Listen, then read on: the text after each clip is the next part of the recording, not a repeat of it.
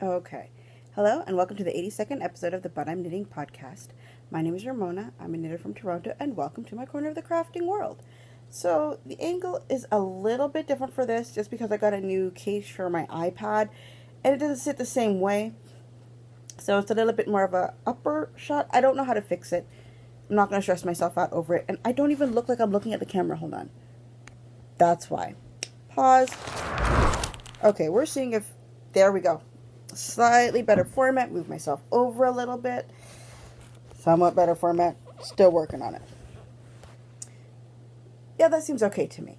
So, today, I have 2 finished objects.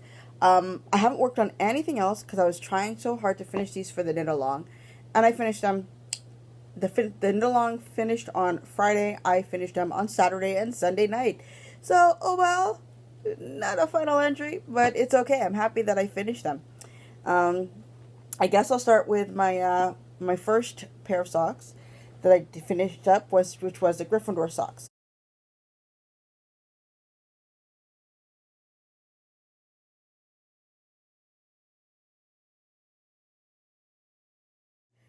Ends are not woven in. They are all over the place. Don't care. They're done. I'm going to do them afterwards when I have more time. So, first sock you had already seen, done from before. The second sock, I was right here. I was partway through the heel, so I just finished off the rest of the heel, and I continued going down the foot. The yarn is from BISCOTTE yarn in their ÉSCHARPE de SORCIER GRIFFIN, their Gryffindor colorway. So that is one pair of socks done, and still need to be woven in. I am happy. This is a 64 stitch count sock. I did the fish lips kiss heel. That's what I do for most of my socks. I did like 20 rows of knit 2, purl 2 for the cuff. Did the leg until I felt, this looks long enough. Let's go on to the heel. That's how I pretty much do I do my socks. These are just plain vanilla. The contrast color was yarn that I dyed. That I have somewhere. I don't even know if I had used it for anything, but I do like the way that it turned out.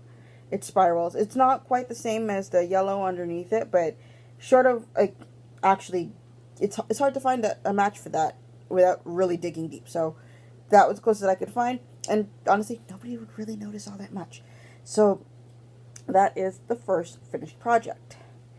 Oh, I use a US 0 for my needle size. Yes, my high sharps in a US 0. Done.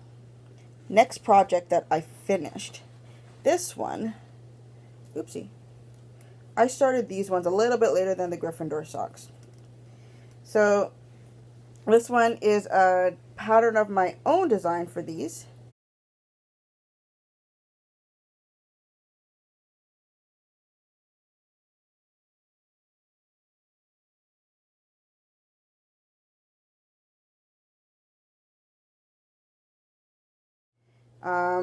You saw, hold on. Oh no, this one's a little bit different. Yeah, so I designed these ones myself. I had an original pattern. The original pattern was from a pattern that I had gotten from before, and I didn't like the way that it was turning out. I couldn't understand. There was like some kind of odd directional knitting. It's kind of like a cable, but not exactly like a cable. And I couldn't understand what they were saying, and I just decided, you know what? I'm just going to come up with my own thing, and I did. And I did it successfully, and I'm so happy. So, last time you had seen, I had made it to about where this the lovely slice of cake is. That's how far I had made it right here. So, since then, I finished the first sock. I cast on and finished the second sock. So, I am very happy with all of that progress. They are... Can you tell? Okay. So, I don't know if you can tell, but they both go in opposite directions for these ones if you look up close.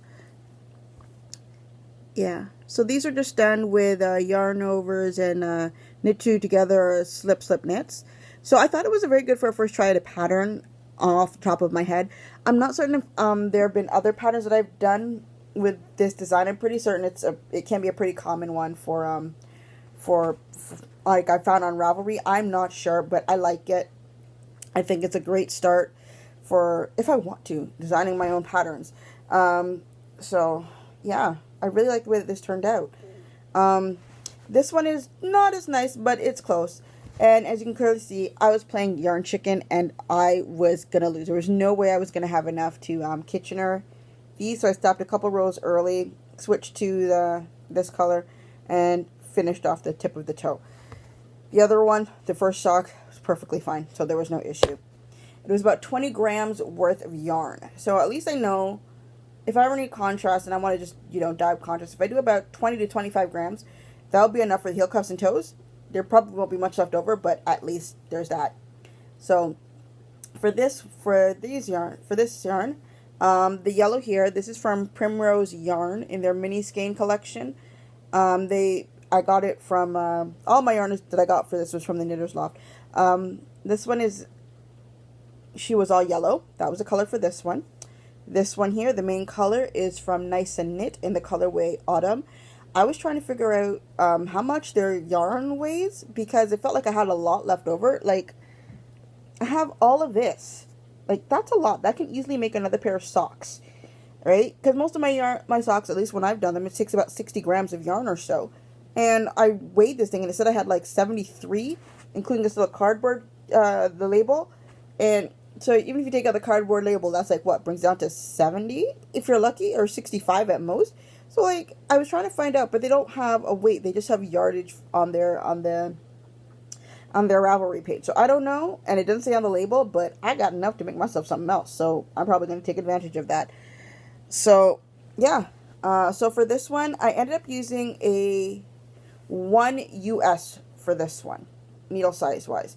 I didn't even realize until I had already, it was probably about partway through the leg when I was looking at it. I'm like, why does that look like it feels thicker than my 0 US?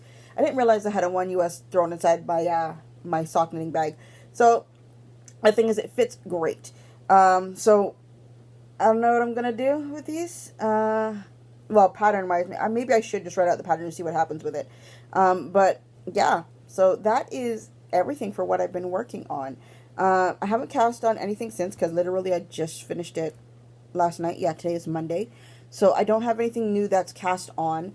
I have been looking through my self-striping yarn. I got like at least two that I'd have to cake up, but they're ready to go. I also have my self-striping short socks that I could cast on that are sitting in my drawer. Not my drawer, in my bag, in this one here.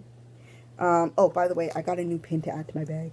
This one, the time of day changes. So if you look at it, you can see it's daytime, and if you turn it, oh, don't show me up now. Ah! Okay, why can't I do this now? Oh, there we go. Ah! Ugh. Okay, fine. I'll put the pins back on afterwards. But if you see here, so it rotates with the time of day. I like that. I think that's really cute. So, yeah, that was a new purchase for me one of the last times I went to the knitting loft. And, yeah. Now, let me get those pins out before I lose the back. I lose them. At least I know they always fall into the bag. I ended up finding one of the ones that I thought I had, like, lost forever, and it ended up being inside the bag. I can't do it. Okay.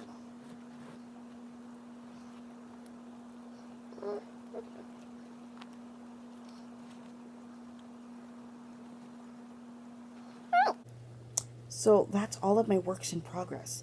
Well, no, I didn't have any works in progress that I showed. But I can now focus on my Camaro because I have not touched it. It's still been sitting in the bag. I believe everything is inside there, and I feel like I should check just to be sure. Yep, everything I need to continue it is inside this bag. And I find the pack of pens that I've been looking for like, look how long. Yes, bountiful. Okay. So yeah, I got my my work in progress in here. I think I just cast on and did like one row or something like that. That's it. So it's not much in there. I got my pattern all folded up in there. It's ready to go. Trying to think what else. Like, I'm dying to go back to the knitting loft. I'm thinking I'm going to go on Thursday after work. I don't know. I'm not certain. I just want to go there and hang out. They had a great sale there was a pop-up shop for La Bien Aimée that came over the weekend. I knew I wasn't going to be able to go because of when it was being held. But from what I see on pictures and what I've seen online, it seems like they did really, really good. I'm really happy for them. I wish I could have been able to be there to see it. But good work, guys. I'm proud of you guys. So yeah, there are pictures online if you know where to find them and look. I think if you check on Facebook, Instagram, yeah, so they have like wonderful pictures of that kind of stuff. I'm trying to think if anything else happened to me in the past week or so, other than my new plans to buy a computer or a laptop. Sorry. Mine, it's probably at maybe, I don't know if it's past a third because I haven't, honestly, since I saw that it was a third of my my monitor was just going. I decided I was going to get another one, and I actually have the money to do so now, so I will be doing that. So we'll see about next week. Hopefully I'll be able to get one, because I'm sick and tired of having to do, like, I'm used to having my laptop available for me for when I need to do something that requires a bigger screen than my iPad. I can't really do that now, but if once I get my new laptop, I'll be able to do that. So, and on top of that, sorry, not even just a screen, my control button doesn't work on my keyboard. I'm a shortcut key person. I don't know about you, but I'm so used to using Control V, Control C, Control E, Control everything for when I'm using my computer, and to have it not work, either one of the buttons.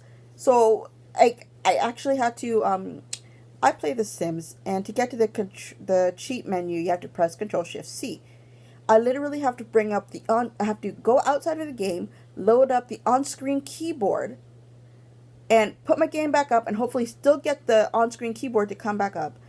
And then, using my mouse, have to hit Control-Shift-C for the box to pop up. That's way too many steps. Way too many. So, hopefully I will get that taken care of, and I had to actually use, if I'm typing anything in Microsoft Word, I literally had to take my mouse and scroll it up and press highlight it and press copy, then press paste. Ever since I started using a computer when I was in grade 3, I don't think I've ever had to, once I learned the shortcut keys, I don't think I ever really went back to using a mouse. So it feels very awkward and very slow and very laggy. I don't like it. So I'm happy to be able to get back to a computer that functions the way that I want it to.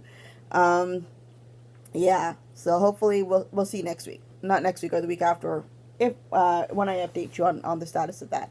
I think that is really going to be it. Not that long of an episode today. I don't think I have anything to throw up at the end of this video. No, because last week I put up my grandfather singing. I'm trying to think about anything else. I don't think anything else has really come up since.